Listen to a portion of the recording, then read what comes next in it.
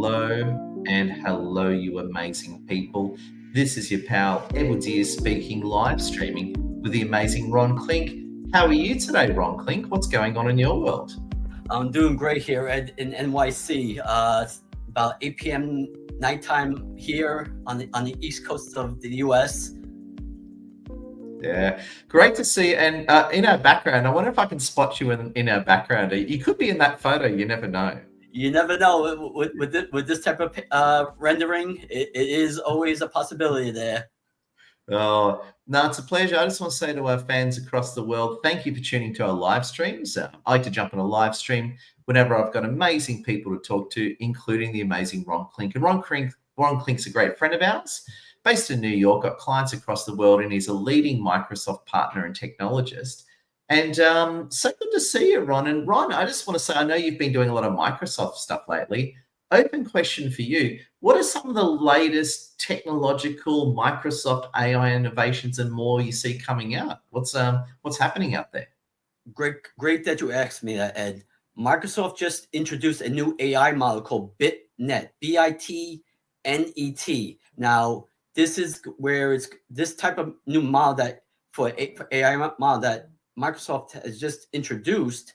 This is going to run more on CPUs, central processing unit, okay, compared to GPUs, general processing unit. Well, in other words, it's going to take less energy consumption than a GPU would, okay, and performance-wise, it'll be a lot better in performance as well. So where the GPU does more of image processing and stuff like that, and with this new AI model from BitNet from Microsoft, this will run more on eventually on the Windows application processing, both on workstations, mobile devices, smart devices.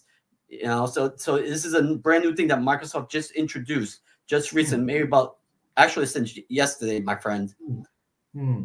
So it's an AI model, right? And what does it? So what does it do? Is it like an AI system to power your PC or something like that? Yeah, it's basically taking less energy, less of what they call, if you've heard the term, data farms. Okay, less of these GPU units. Okay, which consume a lot of power and energy.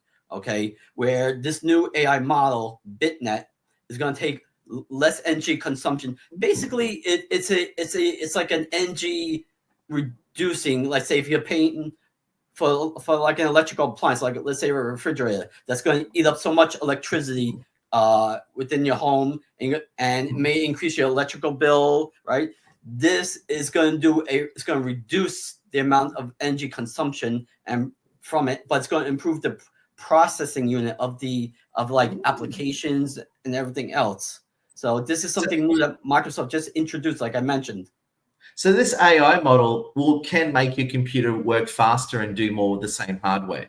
Right. So it's a one architecture. So for all our technical people out there, it's going to be more of a -1, 0, and then a 1. So more simple mathematical computations in that sense as well.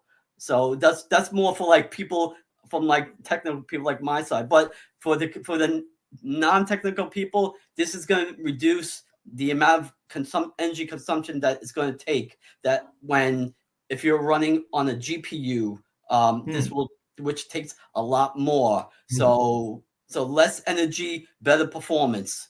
Yeah, gotcha. On this new AI model called BitNet. I gotcha. So what's interesting is I've got and thank you for Microsoft. Microsoft gave me this fantastic PC. It's a Microsoft Surface Studio.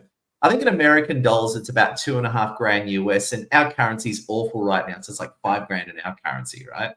So I feel like I live in a third world country. Our currency is great for you, bad for me, right? Anyway, terrible, right? Shocking. We've got a terrible government. Anyway, hopefully it'll change soon. But what's interesting about it is when I'm using my computer, great. If I run a program or a game that uses the GPU, the graphic processing unit, within 30 seconds, my fan is whizzing like crazy. Like what I found is just when you use the advanced GPU, mine's an NVIDIA, it's amazing how much power it consumes, how much heat it creates. So I guess it's dealing with that problem, isn't it?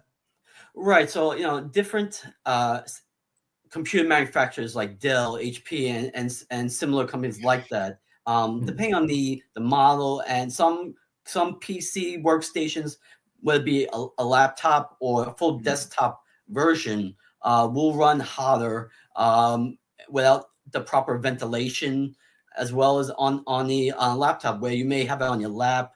And maybe if you don't have the proper ventilation, sometimes it'll get hot underneath. It's like, how come I feel my legs getting warmer than normal? Yeah. No, well, that's really good, because a lot of people have accused Microsoft over the years of not being very good for performance. So as a gaming platform, not being the optimum platform to get the most out of your processing speed. Well, Microsoft has advanced a lot since its first inception 50 years ago. They separated. Yeah, it's 50 years. Isn't that scary? It's 50 years old. That was scary, wasn't it? So going back from when it first evolved to 50 years now is amazing. And with the gaming industry being such a booming industry and lucrative in money, and making good great games for any type of platform. So this one being Microsoft, their product is using Xbox, okay? But for more the gaming PC, you need I would say more of a gaming model specifically for that, okay? If you're just going to do strictly gaming, you need to buy a PC or laptop strictly for that, which means you need a higher processing unit, central processing unit, okay? Whether that be Intel or AMD. So the faster the processor, the quicker the speed of the game will be. The great graphic cards that it's integrated into the motherboard, as well as enough storage and memory. The memory is where it always helps. Okay, this is when you'll see the graphics. When you're doing different moves, or if you're driving something, this is where it's going to help. And this is where gaming PCs and gaming laptops are designed for. Gotcha. Notice I love where it's all going, Ron, and very, very cool. So we've got new AI coming from Microsoft, and this is non-Microsoft, but I've been using a lot of Elon Musk's Grok 3, right? You would have heard of it. So you've got, I think it's called XAI. That's Elon Musk's sort of AI studios. And I've been using a lot of Grok 3. That is impressive. Have you had a shot at Grok 3 yet, or been playing with that platform? No, I have not yet, but thank you very much for. I've heard of Elon Musk's new platform, just like you just mentioned, and and since speaking of artificial intelligence, Google has just refined their Google Gemini Live, one being on their mobile devices of the Google Pixel. I believe the version 9 of their mobile phones for that. So, and also running on from a Motorola mobile phones as well. The Google Gemini is running on that also. But basically, almost any Android mobile phone is going to have the capability to run Google Gemini. But it all depends on which artificial intelligence tool you like to use, whether it be Google Gemini, Grok from Elon Musk, or Microsoft Copilot. It all depends which one you favor more, or you like maybe more than one. Yeah. The thing I find amazing about Grok 3, and this is where it's really, and apparently the way I understand it is both Microsoft and Elon Musk basically are the two top players, and Google and now ChatGPT are struggling to catch up, right? It's funny. As I said Google, it came up on my phone. That's scary, isn't it? There we go. Well, to Ed, I was speaking about AI. I belong to a large Microsoft community globally, but here locally, I belong to a local chapter here in NYC, and we were speaking about AI and how businesses are trying to implement it into their environment, and a lot of companies, regardless of what industry the company might be in or what size of it, a lot of companies are not prepared for it, meaning that they're running on legacy software that may not be compatible with it, or even the hardware for as well. So there's an assessment needs to be done first to see if that company's environment is ready for AI. You know, because there's a lot of security that needs to be applied to AI once the installation of it is done. Crazy. It's funny you say that. It's I find it amazing because from my, again, more as a LinkedIn influencer, I use more Grok and a little bit of Copilot, but I use it more from a content creation point of view. Like these days, Grok is so powerful. I've tested it. You can upload a photo and say, please remove this character, or please put us both at the beach. And it does a really, really good job. You can also, I've also used Grok. I've also used Elon Musk's Grok to help me write articles for LinkedIn. And I know it also has this deep think feature now, whereas if you activate that and you ask it a question, it starts basically debating itself and diving deeper into that sort of thinking. And yeah, it's been amazing, especially with deep think technology. Yeah, exactly. And I've been using, for me, I like my MS Copilot on my mobile phone here. And like you just said, you just mentioned with the option of deep think, it has it on the MS Copilot mobile app as well. So first it defaults to the quick chat, but then if you have to select it for the deep think service, then you can speak into it or type into it. I love speaking into it, and this way it gives me better ideas and everything. So instead of typing in and it's like, oh no, I made a mistake, let me go back. Yeah. No, I think it's incredible. So I'm going to say really cool innovations. And I was going to say as well, Ron, we were talking last time, quite a popular topic, and just checking in with our fans. If you come in, like, share, comment, connect with Ron and yours truly. Feel free to say hello in the chat. We've got Love World who says hello. Big welcome. Great to have you with us. Feel free to say hello. I was going to say as well, Ron, scamming. We've had many great chats about scammers that have been very popular. What's the latest in scamming stories, scamming protection, and that type of thing that you've heard? Right. I know we've had lots of discussions and great discussions about scams and everything else, you know, from bank fraud to, you know, the here in the U.S. with the Internal Revenue Service calls up, say you owe so much money, you know, from the Treasury Department. So there's been a lot of scams like that, even on texting as well. So seriously, but you know, a lot of it is scary. But yes, it has to do. The latest things that are going on now is where job postings, job postings, regardless of what company it is, there's a lot of fake ones going out there, and non-technical people or somewhat tech-savvy people will have trouble notice the difference between a legit website or legit email than, let's say,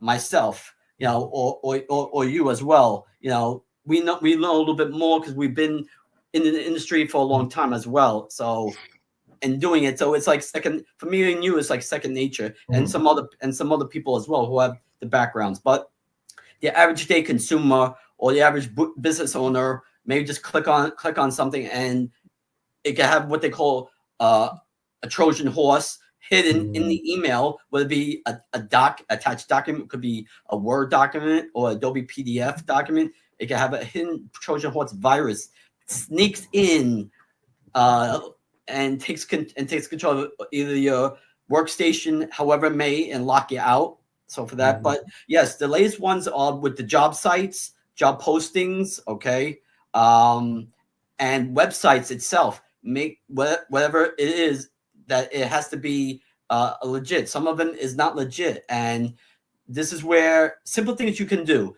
There's a website called Scam Advisor, ADVISER.com, scamadvisor.com. If nobody's heard of it, there's other ones similar to that, but that's one of the popular ones. It's free. There's no paid service for it. It's a free service. So whether you use Google or another search engine, or you just go directly to scamadvisor.com, put in the website that you think may or may not be legit, and it will help you out. Now, for more technical stuff, people like us, we could dive in a little bit deeper and get more granular information to see if it's a legit website or not.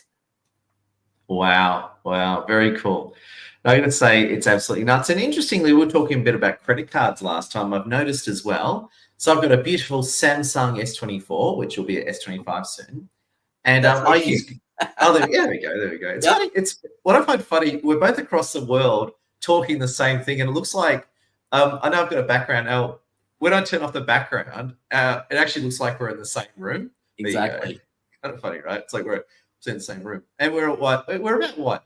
11,000 miles away from each other, or something like that. So there we go. I think Definitely. I think it must be at least 10,000 miles away from each other. There we go. Yes. There we go. One thing I find amazing, and it's a very good example of scam protection. One of my friends from the bank confirmed this too. Is I remember I use, you put your credit cards, you sync them with your phone, you use Google Wallet, you use Tap to Pay and all that. I remember when originally Tap to Pay came out, when they were skimming a lot. Let's say the scanner's here, you could hold your phone around here and it would pick it up. And what they've done is they've reduced the sensitivity of it. So basically, you have to make sure you're logged in. Then you have to basically almost hold your phone on it for a few seconds. And they said that's one interesting innovation, reducing the distance required and the time required to get the actual credit card signal through. I find that fascinating. It is, and I've seen it in my local food markets here. Whether it be you use your mobile device or you use your wearable ones like a smartwatch. So I use that as well. So definitely, the closer to the physical unit, scanning unit, it is better for that. And I just remember just another honorable mention, throwback last time. I didn't know this, and this totally freaked me out about scams. So what we're saying, as a crazy recap, but so if someone bills your account, right? Someone bills your credit card account, your bank will protect you, right? If someone let's say does a fraudulent transaction, they remove $600, which happened to me, right?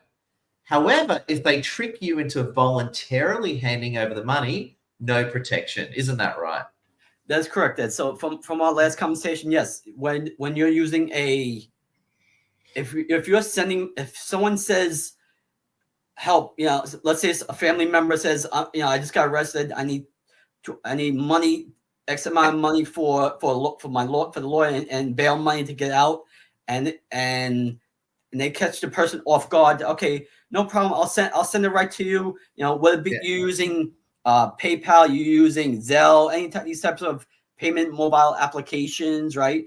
But on the other side, the person you're sending it to is a scammer. Now you send that money to them, you voluntarily gave them your money, okay? Which means no protection whatsoever. Regardless, even if it's a scam, you will not get that money back. You're not protected from that. But if somebody grabs your account from your debit or credit card, okay, debit card a little bit less protection than the credit card itself, okay. Debit card links to your checking and savings financial institution bank, okay, where you'll have not too much, a little bit less protection than, say, the credit card, but you'll get fraudulent alert charges from your financial institution here in U.S., JP Morgan, and Morgan Stanley, just like that, similar companies, big companies like that. They'll send you notifications on your mobile phones, notifications, SMS, text messaging, email, whatever it is, for that, and they'll send you alerts. Oh, look, you just charged $1,000 in this at this place, and they'll say, "Was this you?" You either choose, yes or no for that, and so you're not liable. And with a credit card, you have more protection. Reason is it's not linked to your checking or savings bank accounts in your financial institution, okay?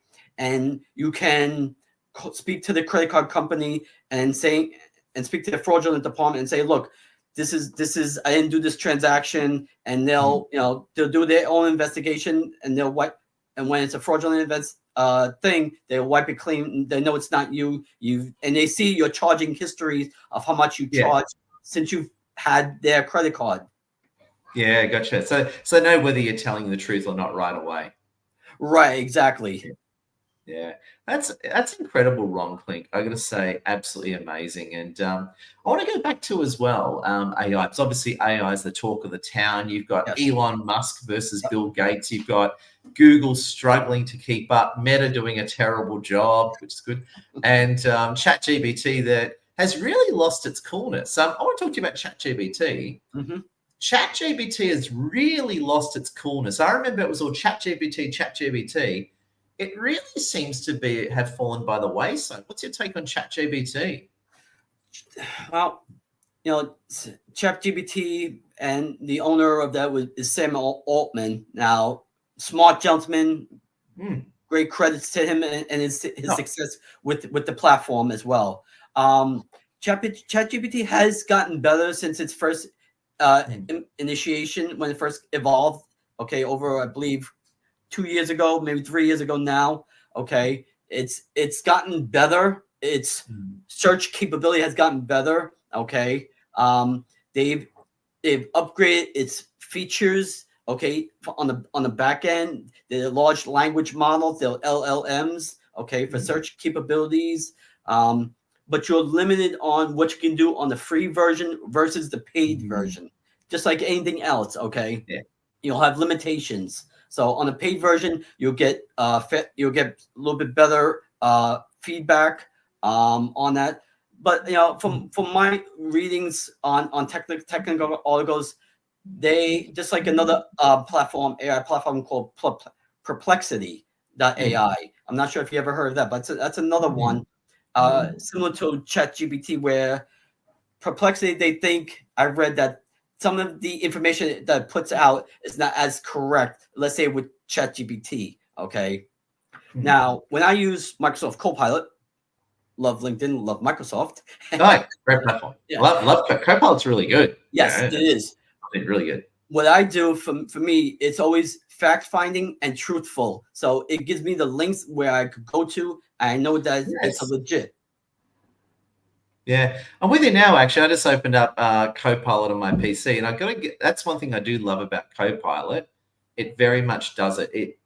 It tells you what it thinks, but it tells you where you got the information from. Right. And the thing I love about Copilot is it's free, like it's included in what you're doing, and B, I think my take on the mass market AIs, I love to say it's Copilot versus Grok. That's to me is the mass market. And they're to me the two market leaders.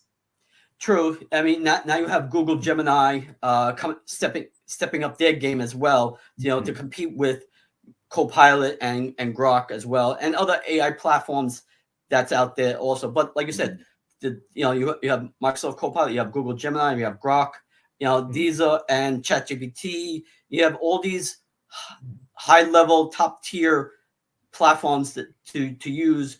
Which one people favor? Some favor one, some favor more than two. So to get different takes on each one. So some use multiple AI platforms just to put out content, would be LinkedIn or any other social media platform.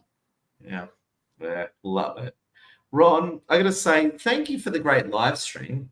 To everyone watching, thank you so much for watching. We're going to start wrapping it up now. Ron, I just want to leave it open to you. What are some other innovations and ideas you want to share with us? Give us a powerful Ron Klink monologue. Sure. So, a lot of other things that are going on, which a lot of businesses and people have to realize that, cyber attacks have been ongoing now. Okay. Businesses especially have to put up more of a defense for their IT environment, their computer environment, where they have to do preventive maintenance, just like you do on an automobile. You do the preventive maintenance so it doesn't break down. You're not left on the side of the road waiting for someone to come pick you up. So when you do the preventive maintenance from a business standpoint, okay, your downtime will be minimum. You'll be able to build sustainability and business resiliency. Okay, so you'll be down a short time, depending on how strong the cyber attack is. It could be up in a couple of hours. But if your environment hasn't been assessed or you haven't done nothing to it, it's going to take a little bit longer, and it needs to be implemented in that. So any type of questions someone may have for cyber attacks or backup and recovery solutions, they can reach out to me, Ron Klink in NYC on LinkedIn. Oh, well said. And to our friends across the world, I've known Ron for many years. He's a top man. And Ron, love your leadership. And I know I'm sounding like I'm really old here when I say it. Isn't it amazing how you and I can live stream across the world and it looks like we're literally in the same room and there's minimal lag? Like, remember how back in the day you make an international phone call and you get that 4 or 5 second lag? There's almost no lag of us talking. Isn't that scaringly awesome? It is so awesome, Ed, and excellent. That compared, like you said, long time ago, where a 4 or 5 second delay, you make an international call. Yeah. The technology has evolved so much in a great way, but it's when people abuse the technology for themselves, and this is where the scams come in. So you gotta please, everyone, be careful out there, especially on the consumer side.